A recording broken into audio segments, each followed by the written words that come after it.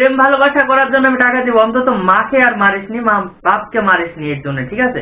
কিছুদিন আগে আমি দেখলাম ফেসবুকে যে একটা ছেলে তার মাকে মেরে ফেলিছে। কেন রে ভাই, এটা করলি কেন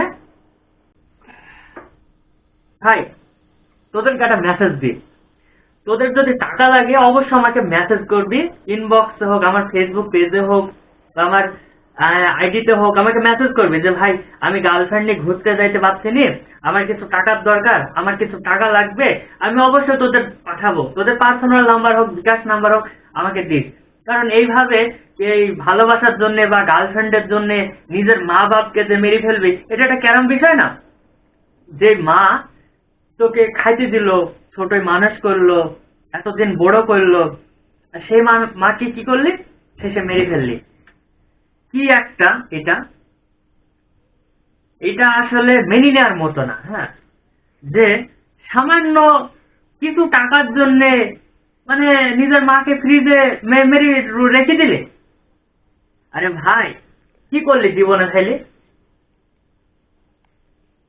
আসলে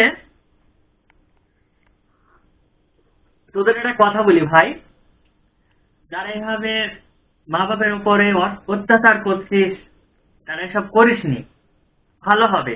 প্রেম ভালোবাসা করার জন্য আমি টাকা দিব, অন্তত মাকে আর মারিসনি, মা বাপকে মারিসনি এর জন্য, ঠিক আছে?